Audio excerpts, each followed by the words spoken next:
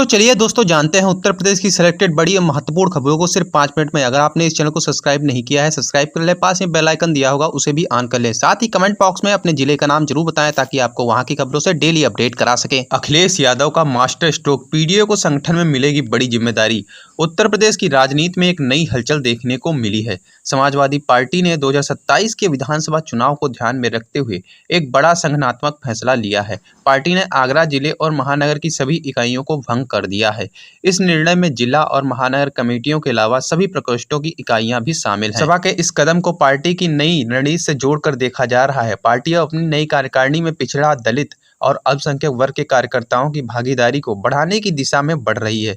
यह वही PDA formula है जिसे पार्टी प्रमुख अखिलेश यादव लंबे समय से आगे बढ़ा रहे हैं। खासकर 2019 के बाद ये वर्ग पार्टी की प्राथमिकता बना हुआ है। सपा की इस नई चाल से भाजपा भी हैरान नजर आ रही है। अब तक बीजेपी सपा की नियुक्तियों पर सवाल उठाती रही है, लेकिन अब जब सपा ने खुलकर पीडीए वर्ग को आगे लाने की रणनीति अपनाई है तो बीजेपी को भी अपने संगठनात्मक समीकरणों का दोबारा विचार करना पड़ेगा। योगी आदित्यनाथ ने कानून व्यवस्था और त्योहारों की तैयारियों पर की समीक्षा। उत्तर प्रदेश के मुख्यमंत्री ने सोमवार को प्रदेश की कानून व्यवस्था, जन सुनवाई प्रणाली और आगामी त्योहारों की तैयारियों पर वरिष्ठ प्रशासनिक और पुलिस अधिकारियों के साथ एक महत्वपूर्ण समीक्षा बैठक की। इस बैठक में मुख्यमंत्री ने स्पष्ट रूप से कहा कि जनहित सर्वोपरि शासन का मूल मंत्र है और इसमें किसी भी प्रकार की लापरवाही बर्दाश्त नहीं की जाएगी। मुख्यमंत्री ने विश्व पर्यावरण दिवस पर एक पेड़ मां के नाम थीम पर पौधारोपण आयोजन की बात कही। इसके साथ ही 21 जून को अंतर्राष्ट्रीय योग दिवस के आयोजन की तैयारियों का भी जिक्र किया।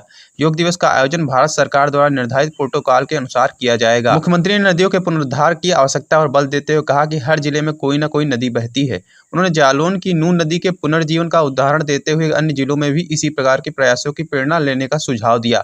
इस वर्ष का पौधारोपण अभियान नदियों के पुनरुद्धार से जोड़ा जाएगा। लखनऊ से कानपुर की यात्रा अब सिर्फ 45 मिनट में होगी पूरी। 120 किलोमीटर की रफ्तार से दौड़ेगी ट्रेन। अब ट्रेन से लखनऊ जाने में 1.25 घंटे नहीं बल्कि 40 से 45 मिनट की दूरी तय होगी।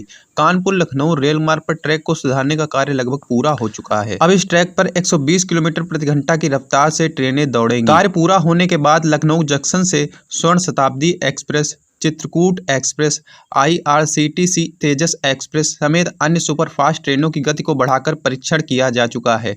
परिचालन बेहतर मिला है। इस रूट पर जून में ही ट्रेनों की औसत रफ्तार 120 किलोमीटर प्रति घंटा की दर्ज की गई है। इसका सबसे ज्यादा फायदा दैनिक यात्रियों को होगा। रोजाना करीब 60,000 यात्री कानपुर से लखनऊ की यात्रा करते हैं। बता दें कि दिसंबर 2024 में इस रेल खंड का अफसरों ने निरीक्षण किया था, तभी से रफ्तार बढ़ाने की तैयारी चल रही थी। उत्तर प्रदेश के इन जिलों में आज बारिश का अनुमान, मौसम विभाग ने जारी किया अलर्ट। उत्तर प्रदेश कई जिलों में कुछ दिनों से हो रही बारिश की वजह से लोगों को गर्मी से राहत मिली है। प्रदेश के कई इलाकों में आज भी तेज हवाओं के साथ बारिश होने की संभावना है।